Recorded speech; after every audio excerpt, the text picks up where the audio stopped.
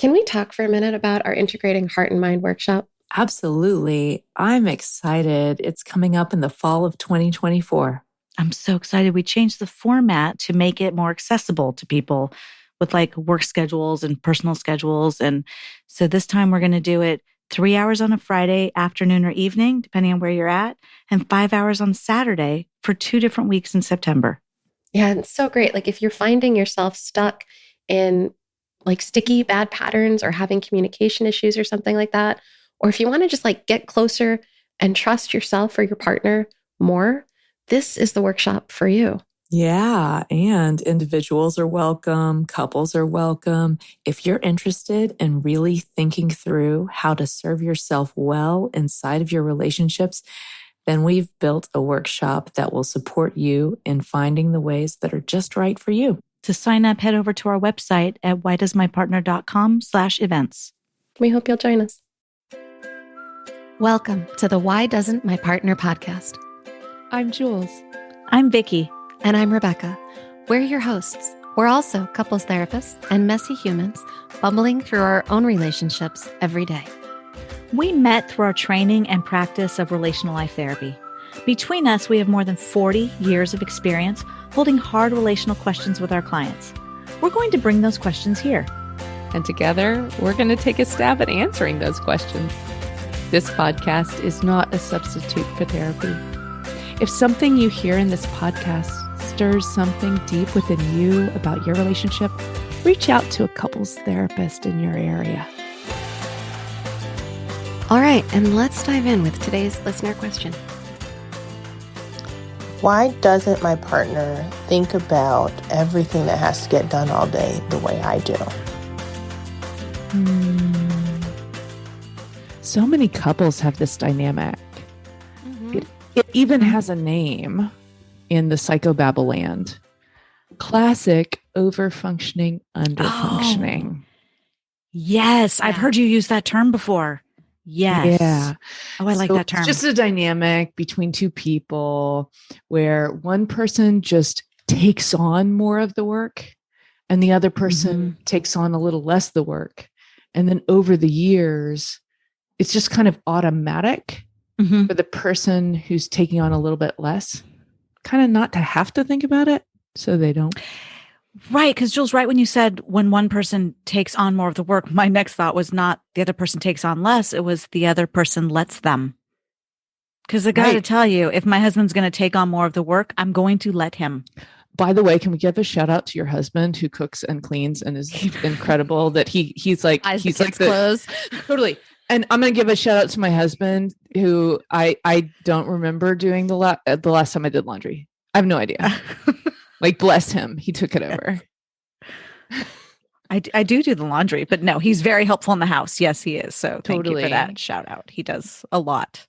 Oh my God. Yeah, he's amazing. My husband cooks dinner almost every night, but I did cook tonight, so I can't. Nice. Good for you. You stepped out. I did. But we do share a lot of those kinds of pieces.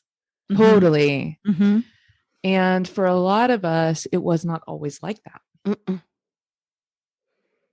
It was for me. But I understand I'm not the norm. I do want to say that. You didn't grow up in a home like that, though, too, did you? Or did you? Well, that's a really good question. So I have no memories of who did what when my parents were together. And then my dad moved out when I was 11. So my mom did everything. And then when my stepdad came along when I was 14, my mom did everything. So no, I grew up in a house where the woman did everything. That is true. Yeah. Never thought about that until that question right then, Rebecca. But yeah. Yeah, I grew up in a house with roles pretty divided. So the men in my worlds, and I was raised in different households because my parents are also divorced. So sometimes with my dad, sometimes with my mom. But in both worlds, for the most part, men worked and women took care of more of what a lot of people call invisible work. Like, yes, it's the cooking and the cleaning stuff, but also like thinking through like meal planning or just noticing that something needs to get done. Yeah. Planning play dates. Right. Getting people between different things that they have to do every day, like chauffeuring and carpooling. Yeah.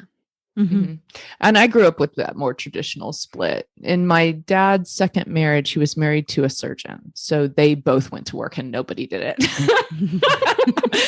I did it. And how old were you then? I moved in with my dad when I was about 15. Okay. Wow. So I grew up in a home where both of my parents worked.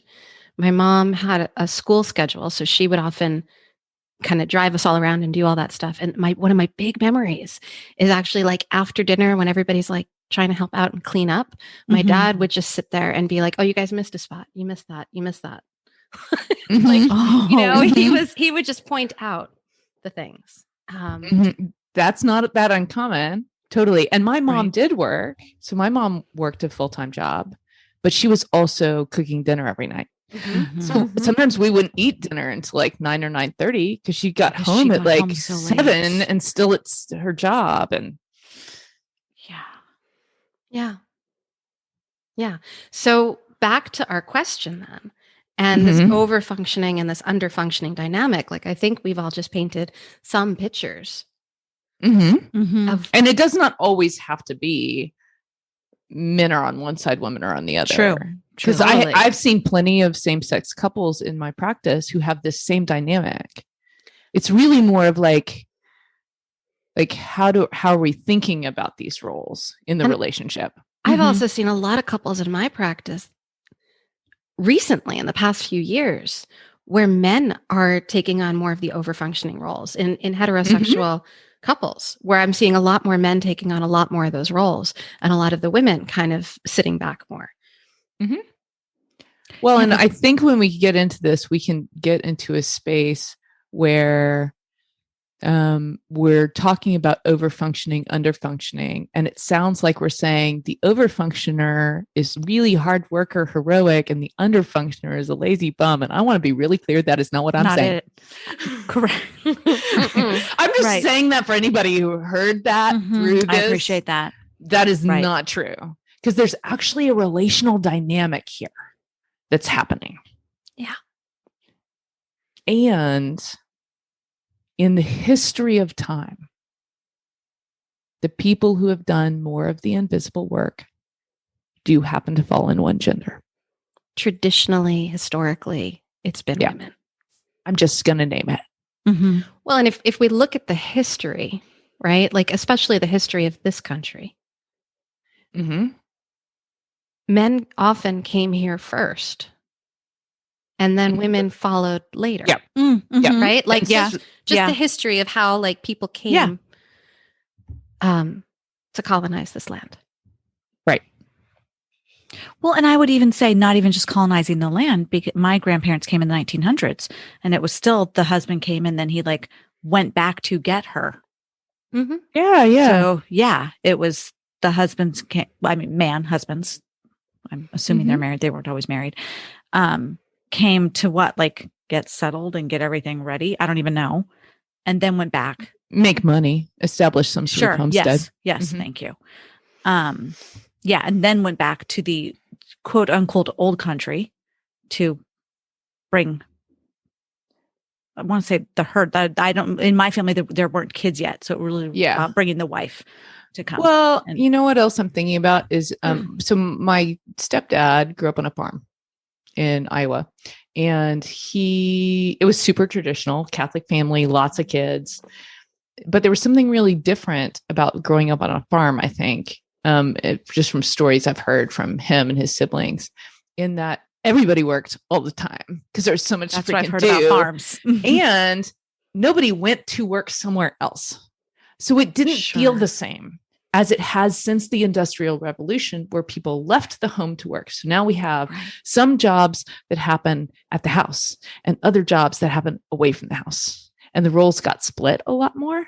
And so I'm just wondering, maybe that has some to do with how this happened too.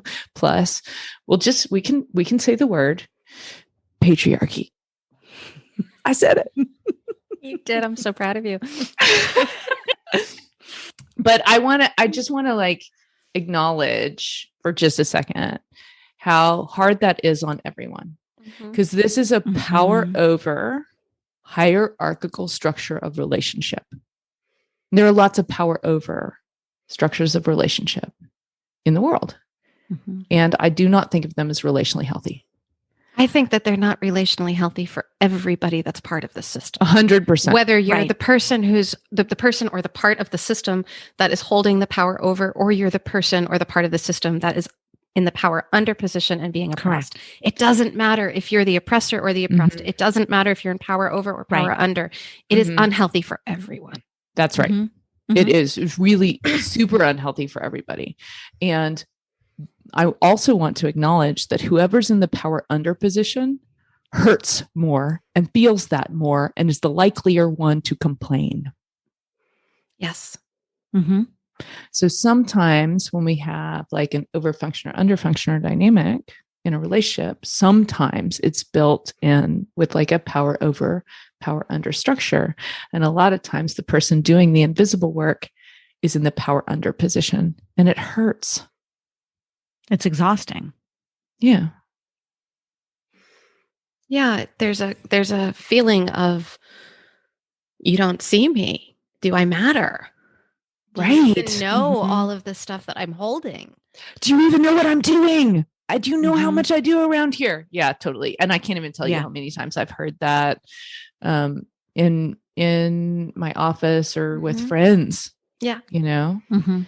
And so let's name it. Let's stop and name it, that this is happening. This is like and even when it's not okay to say it in certain circles, right? So we hold our tongues, then that doesn't mean it's not happening in the background. And if we don't put it out here and say, hey, how would it be to move from power over to power with? So when we say power over, here's some dynamics of what that means. Is power is thought of as finite resource. That power is something you either have or do not have. There's an up position and down position. That power is something that you take, and it's fear-based. Power is infinite. The more I empower you, the more empowered I become. Power with is saying, well, it's love-based. Power with is love-based. Yeah. Let's just be super clear about it. Power with is like all about compassion and generosity. So I could have a dynamic where one of us takes on more roles around the house and one of us takes on more roles outside the house in work world. And have that be power with. That's right. That can be a power with. It is not about who's doing dishes. It's never about who's doing dishes. It's about, it's not about who remembers the dishes need to be done. You know what's coming up for me right now? Yeah. What? I'm thinking about contempt. I'm thinking like I'm thinking about contempt. I'm thinking about compassion, right? So on one hand, we have contempt. This is the power over. And on the other hand, we have the power with, and this is compassion. And we talk about this all the time. Like when we're teaching people about self-esteem work, we're talking essentially about power over or power with. That's right. So healthy self-esteem lives in power with, because everyone has the same amount of worth, and that worth is vast. But if we're in a power over dynamic, then one person is in a better than and another person's in a less than. One person is kind of in that elevated, grandiose place, and the other person is more in a shame-based, I'm not good enough place. Totally. And let me run this by you guys. I don't think I've ever said this out loud before to anybody, so push back on me if you think I've got this wrong. So I see plenty of couples from a wide age range. Some of them would be considered more in boomer generation, and some of them would be more in younger generations. I've noticed a difference between them in this particular way is in Gen Xers and millennials, right? Which I see a ton of. I'm only 44, so I often see people who are in that age range. So I'm a Gen Xer. The ones who are older hold one person in the power position and one person in the under power. Whereas in order to like gain more equality is what it feels like. This is like theory by Jules. Right? I've been noticing this too. That instead they're trying to do more equal, but everybody's been raised in a power over culture, so they don't know how. So they just switch really fast. Who gets to win? Who's on top?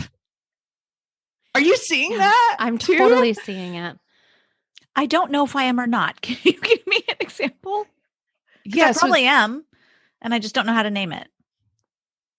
So you're saying that the older generation is the one who's flipping?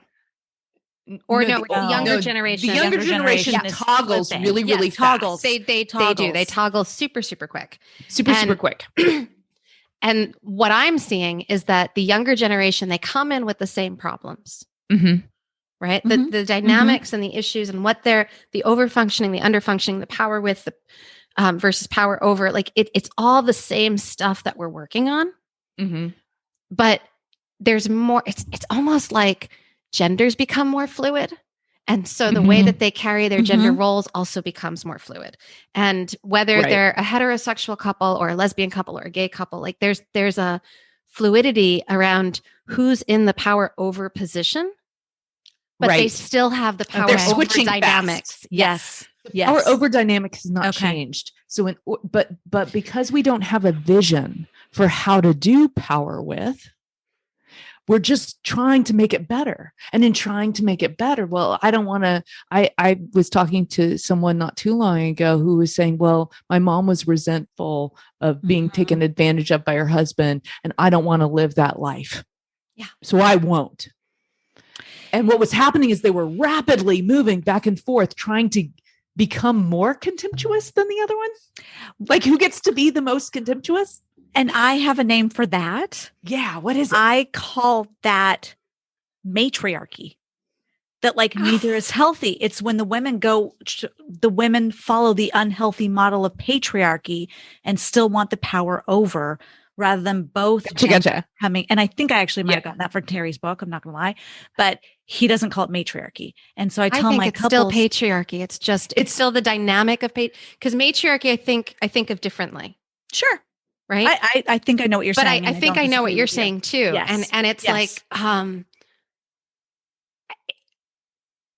I think, I'm getting choked on my words, but no, here's what I think it is. I think it's like, we only have a model for power over, but we want more equality, and everybody does. Yes. No, but here's the thing is everybody does. Yeah. And they're saying, yes, I agree with you. Let's do this differently. Let's have a different kind of marriage than we saw growing up.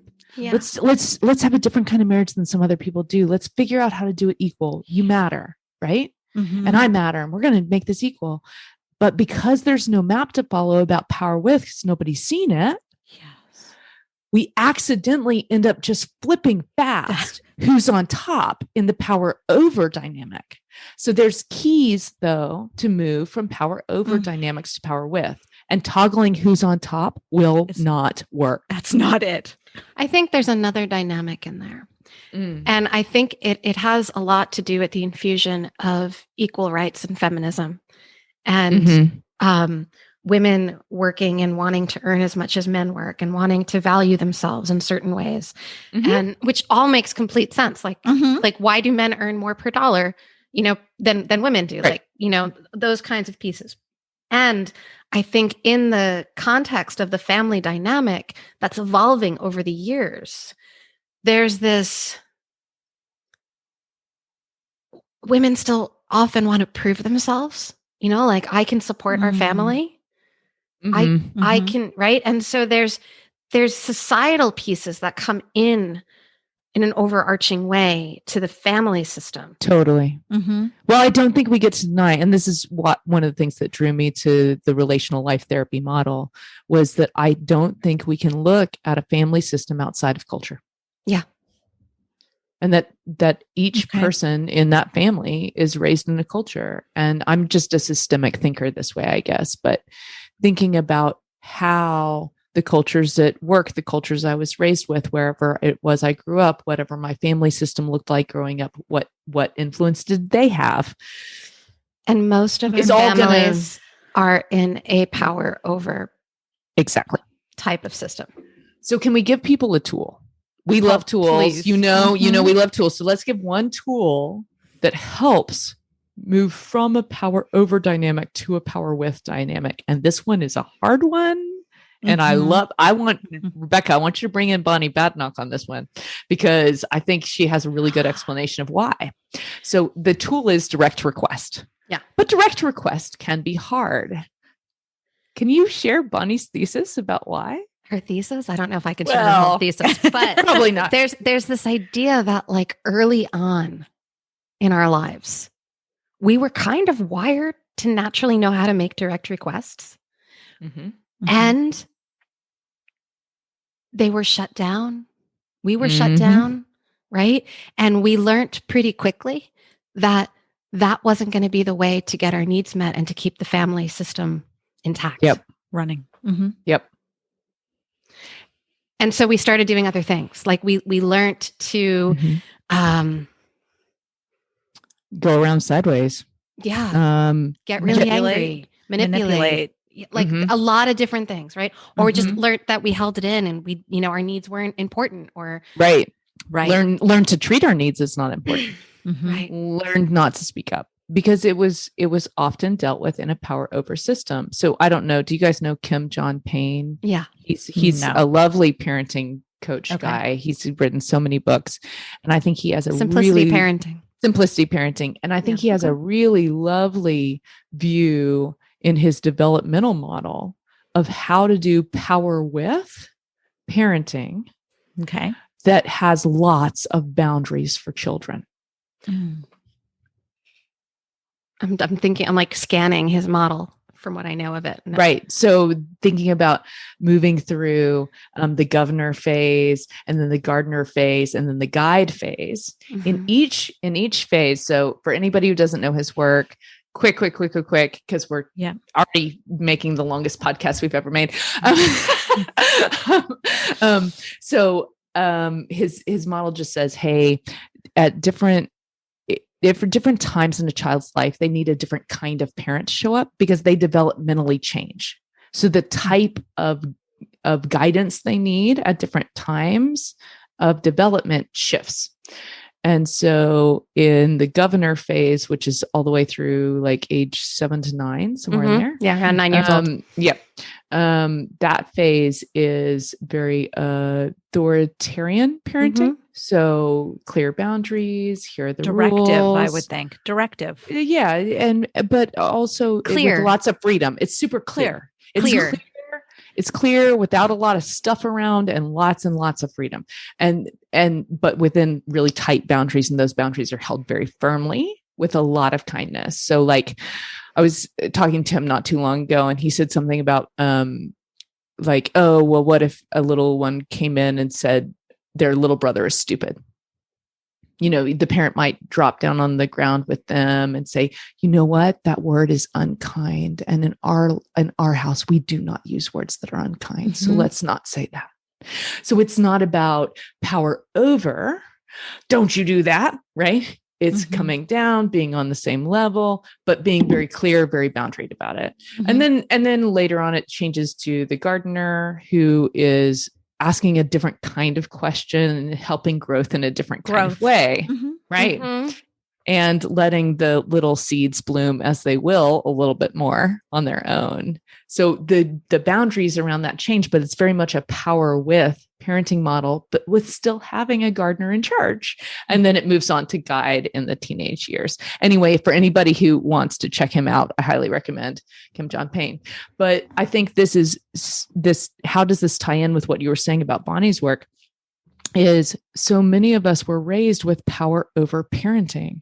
So what that means is, in the little seed of relationality that we were born with, when we did direct request, we were probably shut down in some way. Yeah. And so when you even think about doing it, it's going to feel vulnerable. It's going to feel scary. It's going to feel like, oh no, I don't have a lot of maps for this working out very well for me. And all of those are going to be in your implicit C, just riding under, you're just walking on that psychological floor of, I don't think direct requests work that well. And so if I'm going to do the thing that we're recommending, You will face fear and awkwardness when you do it. Yes. Probably. And sometimes we show that by demanding and getting really angry rather than making a direct request. And sometimes we show that by not saying anything at all. Can we give a huge plug to the amazing space that awkwardness can take up in intimacy? I love awkwardness. Awkwardness, I think, is something that so many people are afraid of, especially when they're learning new skills. And I think it's our biggest gift. It's like, I just want to encourage, if there's one more skill we throw in here, other than direct requests for our listeners, it's permission to be awkward. Permission. Yeah. It's like learning anything new. Think of this as like a new language. If you're going to move your relationship to from power over to power with, you are going to speak a brand new language every single day. And if you were learning a brand new language, you would get most of the words wrong when you were trying to figure out how to pronounce them. It's going to be kind of like that. Yeah. Yeah. I think we could probably go on and on about this conversation, and maybe other listeners will send us more questions so we can. Yeah. But I think we should end this here so that we kind of keep to our promise of keeping brief episodes. I love it. So if you are in a space where you feel like your partner is not noticing things around the house, our recommendation is ask them to notice. Just ask them to notice, and maybe they will and maybe they won't, and it'll feel awkward, and then you'll work it out. Keep dialoguing. Thanks for listening. Take care, guys. Bye-bye. That wraps up this week's episode. Join us again next week for another Why Does My Partner? We hope that you continue to listen wherever you get your audio and that you'll follow the show. To go deeper, join us at our bootcamp. You'll find the next date at whydoesmypartner.com.